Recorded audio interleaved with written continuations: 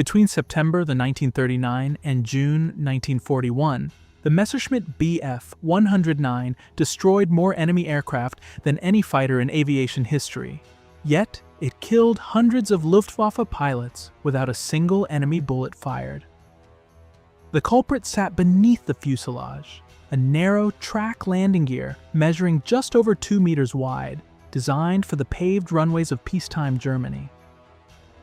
When the aircraft touched down on grass, mud, or uneven terrain, the narrow stance created catastrophic ground loops that sent 109s cartwheeling across airfields at speeds exceeding 100 kilometers per hour. Non-combat landing accidents were estimated at around 10% of all Bf 109 losses during the first 2 years of war, a staggering figure representing a toll comparable to the Luftwaffe's fighter losses during the entire Battle of Britain. Kurt Tank, chief designer at Focke-Wulf Flugzeugbau in Bremen, observed these losses with growing alarm. His solution violated every principle of contemporary fighter design: orthodoxy. While every successful fighter from the Supermarine Spitfire to the Bf 109 itself used liquid-cooled inline engines positioned in sleek cowlings, Tank selected the BMW 139 radial engine for his FW 190 prototype, a massive 14-cylinder power plant that resembled the engines found on American bombers, rather than agile interceptors. The radial configuration forced him to mount the landing gear far outboard on the wings, creating a track width of over 3.5 meters, nearly 70% wider than the Bf 109's vulnerable stance. If you're interested in how wars are actually decided by logistics, math, weapons, and doctrine, subscribe now, turn on notifications, and stay tuned for more in-depth World War II analysis. Let's continue. On June 1, 1939, test pilot Hans Sonder lifted the FW 190V1 prototype from Focke-Wulf's airfield for its maiden flight.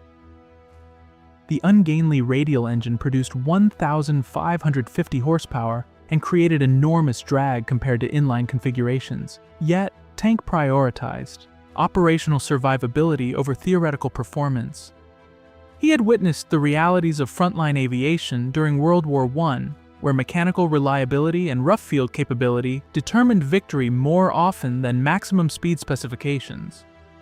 Tank later assigned the aircraft its operational nickname, Würger, the Shrike, a predatory bird known for impaling prey on thorns. The wide-track landing gear added 180 kilograms to the airframe and reduced theoretical top speed by approximately 15 kilometers per hour compared to equivalent inline engine designs. Reichsluftfahrtministerium officials questioned whether any tactical advantage could justify such performance penalties. Tank's response focused on a strategic reality the RLM had not yet confronted. Future conflicts would demand fighters capable of operating from hastily prepared airstrips hundreds of kilometers behind rapidly moving front lines, maintained by conscripts rather than factory-trained mechanics, absorbing battle, damage that would destroy more delicate aircraft. The Butcherbird entered combat over the English Channel in August 1941, its BMW 801C radial engine delivering performance that stunned RAF pilots flying Spitfire Mark vs. RAF spotters, initially misidentified Tank's radial engine interceptor as an American Curtiss P-36, unable to conceive that Germany had fielded a fighter whose wide cowling concealed such lethal capability. The four 7.92mm MG-17 machine guns of the A1 variant, two mounted in the cowling and one in each wing root, fired through the propeller arc with synchronization precision that validated months of testing. But in late 1941, when a handful of A1 aircraft arrived at JG-54 for Eastern Front operational trials, the BMW 801's fatal vulnerability emerged within hours of sustained operations.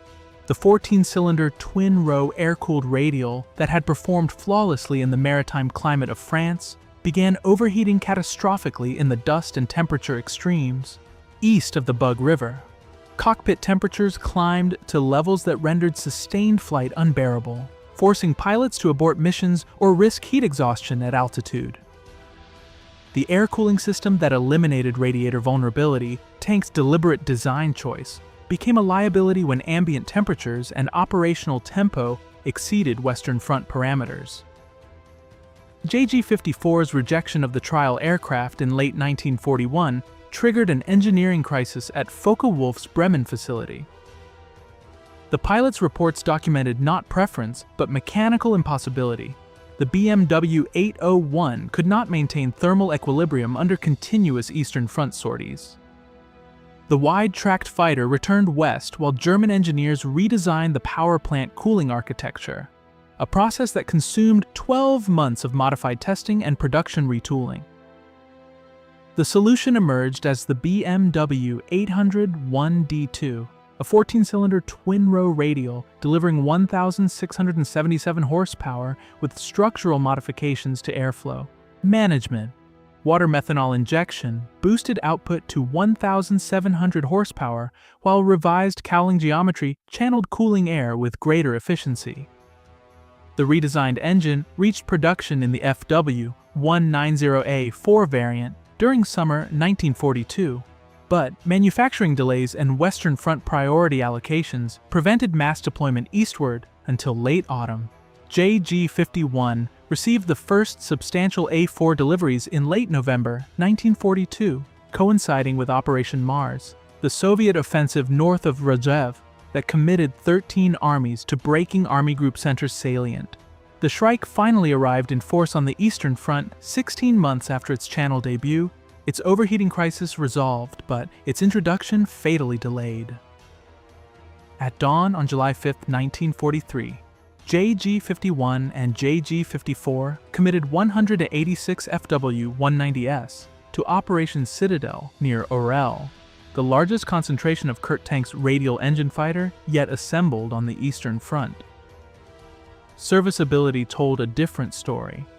Only 88 aircraft possessed operational BMW 801D2 engines when the offensive began. These 88 machines reportedly claimed 165 Soviet aircraft destroyed by nightfall, losing 7 FW-190s in exchange, a reported kill ratio that, if accurate, represented the single most lopsided day of aerial combat in the Focke-Wulf's operational history. The mathematics deceived. Water methanol injection systems, providing emergency power boosts for the BMW 801D2, drained their limited reserves during repeated low-altitude engagements with IL-2 Sturmovik formations. Ground crews at forward fields near Orel discovered that battle-damage repair, patching wings designed with through-wing spars capable of supporting heavy bomb loads, consumed 12 man-hours per aircraft, triple the rate calculated for the Bf-109. By July 9th, JG-51 reported 34 FW-190 lost to all causes. The paired 20mm MG-151 cannons in each wing, devastating against Soviet airframes, generated maintenance backlogs when recoil mechanisms failed after prolonged firing cycles. Pilots discovered that the commando turret, the electromechanical device automatically controlling propeller pitch, fuel mixture, and engine RPM, malfunctioned under sustained combat stress, requiring manual override of systems designed to reduce pilot workload. July 15th marked the collapse. JG-51 recorded an estimated 63 FW-190 aircraft destroyed in 10 days of operations, roughly a 34% loss rate against the unit's initial strength. 4. Gruppe ceased to exist as a fighting formation. All aircraft gone, 1/3 of its pilots dead or missing. The long-travel landing gear, struts that enabled operations from rough fields, could not compensate for Soviet anti-aircraft positions, now positioned every 200 meters along the Orel salient's perimeter. The wide wheel track, stable on frozen strips in February, sank into July mud churned by 2,700 tanks maneuvering across a 240-kilometer front. Hitler canceled Operation Citadel on July 16, 1943. The FW-190's single perfect day, 165 Soviet aircraft, reportedly claimed for 7 German losses, had required only 88 serviceable machines. Sustaining that performance for 11 additional days consumed 63 irreplaceable airframes and erased an entire group from Luftwaffe order of battle. The Butcherbird had fed well on July 5th. The feast cost its own flock. Oil pressure gauge flickering between 30 and 45 pounds per square inch. Otto Kittel sits in the cockpit of his Bf 109G2 on a frozen strip near Velikia Luki in January 1943, staring at an oil pressure gauge fluctuating wildly.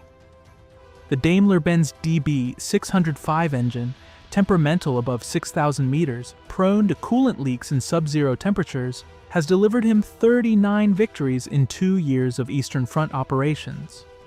The numbers place him in JG-54's middle tier, competent but unremarkable. Through his cramped canopy, he watches a formation of IL-2 Sturmovix lumber past at 800 meters, their armored bathtubs deflecting the 7.92mm rounds his cowl-mounted MG-17S can deliver. March 1943 brings conversion. The FW-190A-4 arrives at JG-54's forward bases. The BMW 801 D2 radial engine transforms his tactical envelope.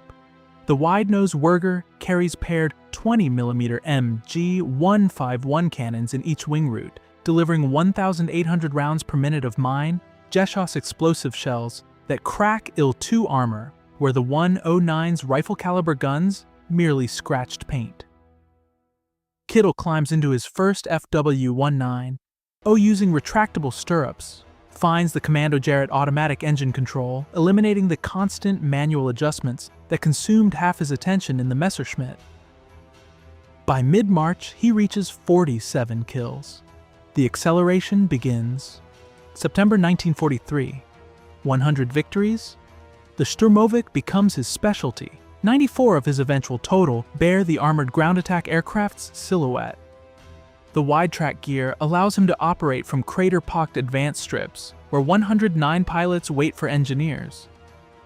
When his engine fails over the Demyansk pocket, 80 kilometers behind Soviet lines, he lands the Werger on a snow-covered field without flipping, walks 3 days northwest at 255 degrees by compass, crosses frozen Lake Ilmen at night, reaches German positions with frostbitten feet but functional hands. The same forced landing would have cartwheeled a 109 into scrap metal and a shallow grave. The Mathematics of Attrition told the story the Luftwaffe's tactical reports tried to obscure. At Kursk in July 1943, FW-190 Jagdstaffeln achieved kill-to-loss ratios approaching 4-to-1 against Soviet fighters. By spring 1944, that margin had collapsed to 1.5-to-1. The Yak-3, entering service in July 1944 with a top speed of 655 km per hour at low altitude, matched the FW-190A-8's performance below 3,000 meters. The LA-7, operational by September 1944, delivered 1,850 horsepower from its ASH-82FN radial engine. The FW-190A's wide-track landing gear had solved the problem that killed hundreds of Bf-109 pilots without a single enemy bullet fired, yet the aircraft itself fell to the same mathematical certainty that governed all machines sent repeatedly into fire. If you enjoyed this story, hit subscribe for more World War II historical deep dives every week. Thanks for watching.